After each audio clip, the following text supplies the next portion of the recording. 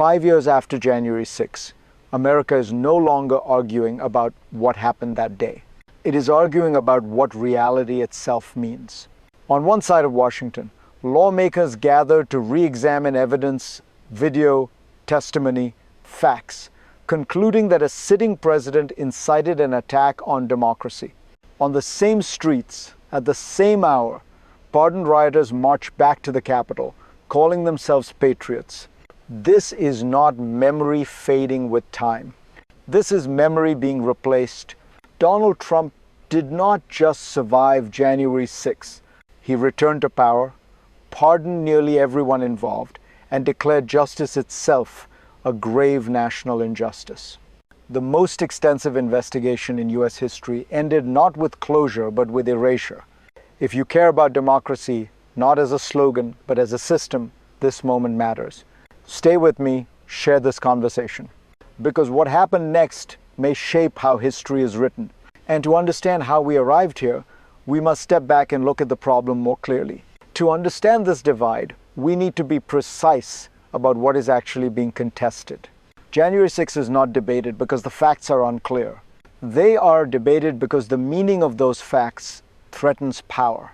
There is extensive documentation from court filings, sworn testimony, video evidence, and a bipartisan House investigation concluding that Donald Trump spread false claims about the 2020 election and incited a violent effort to stop the peaceful transfer of power.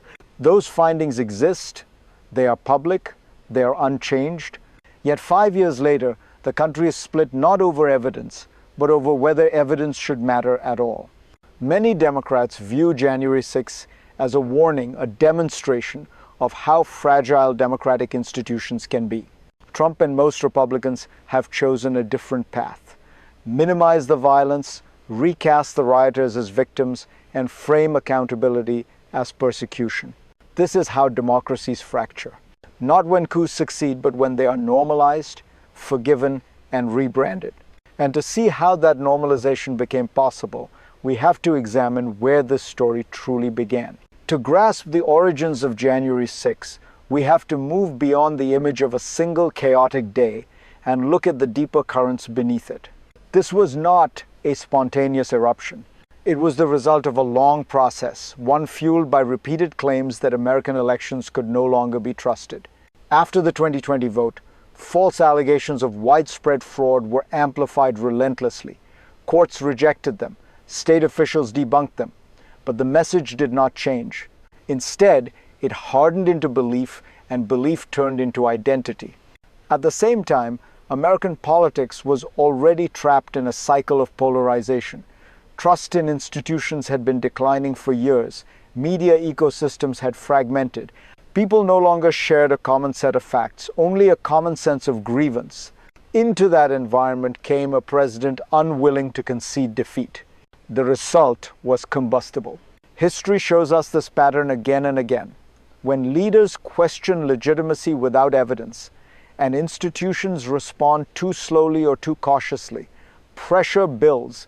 Eventually, it seeks release. January 6 was that release, but not the end of the story. It was only the first visible rupture. And the next moment, when the consequences became unavoidable, came soon after. The first real rupture came when the consequences of January 6 were supposed to arrive. In the months after the attack, accountability seemed inevitable. The House launched a sweeping investigation. Prosecutors began what would become the largest criminal probe in American history. Courts handed down convictions, including for seditious conspiracy. The system, it appeared, was responding. Then came the committee's final conclusion. A sitting president had incited a violent assault on the Capitol. For a brief moment, history seemed to pause. But justice in democracies is not only about evidence, it is about endurance. 5 years later, that moment collapsed.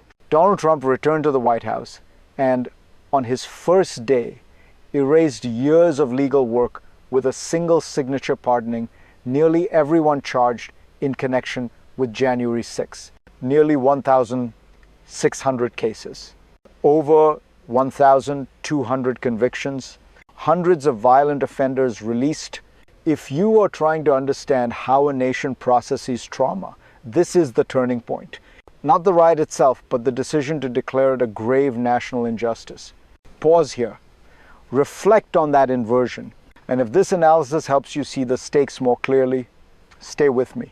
Because what followed was not chaos, but something far more dangerous. What followed was not random. It was systemic. The real story of January 6th is not just about a mob or a speech. It is about how institutions bend quietly under political pressure. When Trump issued mass pardons, the message was unmistakable. Loyalty would be rewarded, accountability reversed. Prosecutors who had spent years building cases were pushed out or reassigned. Evidence disappeared from public records. Mentions of January 6th were scrubbed. Justice did not fail loudly, it was dismantled administratively. This is the hidden mechanism, not tanks in the streets, but paperwork. Not martial law, but normalization. At the same time, a parallel narrative took hold. Rioters were reframed as political prisoners. Violence was recast as protest. And responsibility was shifted away from those who attacked the Capitol toward those who investigated them. Democracies rarely collapse in a single dramatic moment. They erode when facts become optional, and power decides which truths survive. Once that mechanism is in place, escalation is inevitable. And it arrived not as a repeat of January 6th, but as something colder, quieter, and more enduring. The second crisis did not unfold with broken windows or sirens. It unfolded in silence. As pardons took effect, cases vanished. About 300 pending prosecutions were dropped. Federal investigators who had worked from the first hours of the attack watched their work end overnight. Some resigned. Others were sidelined. The largest criminal investigation in U.S. history stopped, not because it was wrong, but because power changed hands. And something else happened. A number of those pardoned did not retreat into private life. They reemerged, emboldened. Some were rearrested for new crimes.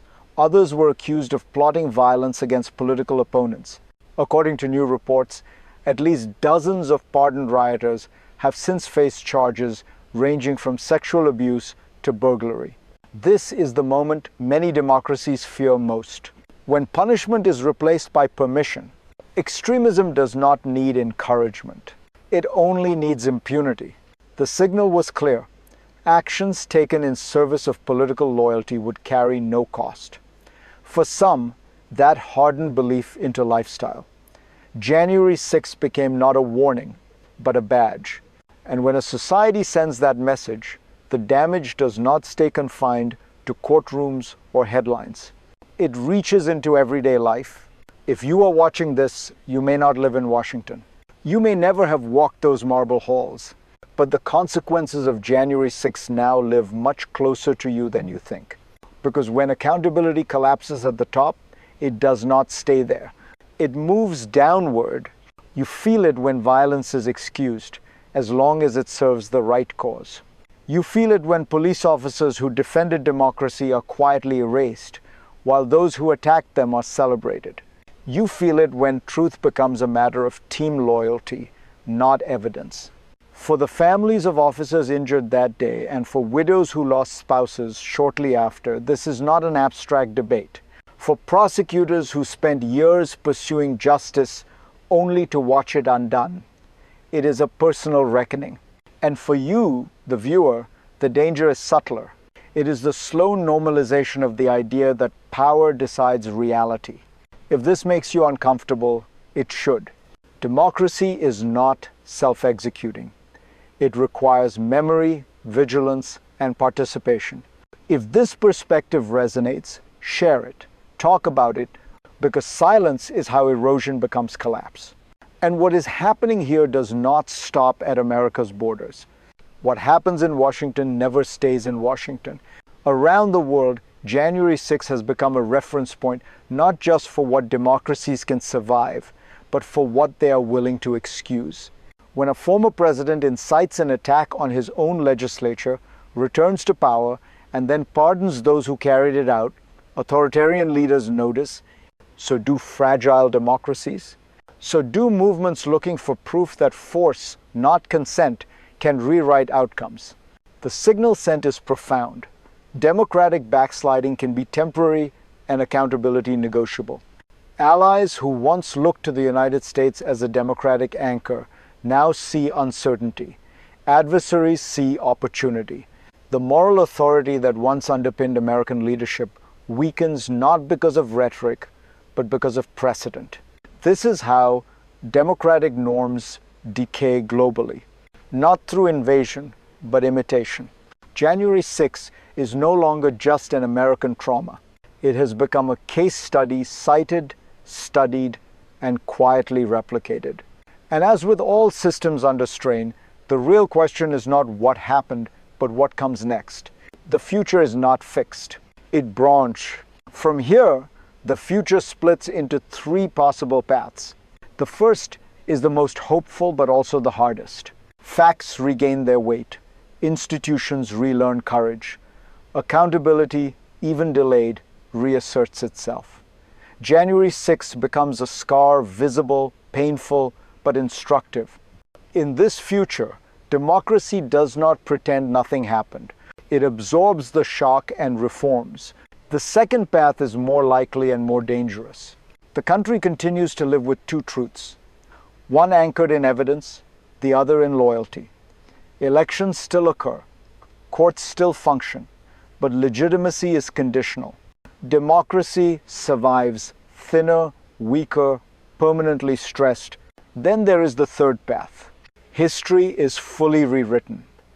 Violence in service of power is normalized. Pardons become precedent. The line between protest and insurrection disappears. In this future, January 6 is no longer a warning, it is a rehearsal. None of these futures arrive by accident. They are chosen through action, inaction, and memory. Democracies do not fall when people stop voting. They fall when people stop believing truth matters. And that brings us to the final question, not about Trump or January 6, but about you. History does not ask us whether we feel comfortable with the truth. It asks whether we are willing to carry it forward. January 6 was not just an attack on a building. It was an attack on a shared understanding of reality. And 5 years later, that understanding is still under siege. What makes this moment so dangerous is not that democracy failed once. It is that failure was rewarded, erased, and reframed as victimhood. I believe history will record the truth. But history does not speak on its own. It speaks through institutions, through citizens, through memory. If you take one thing from this, let it be this. Democracy is not defended by outrage alone. It is defended by persistence, by insisting that facts remain facts and violence remains unacceptable no matter who benefits. If this analysis helped you see the system more clearly, share it. Talk about it. Demand better from leaders, from institutions, and from ourselves. Because the next chapter is already being written, and the only question left is who gets to hold the pen?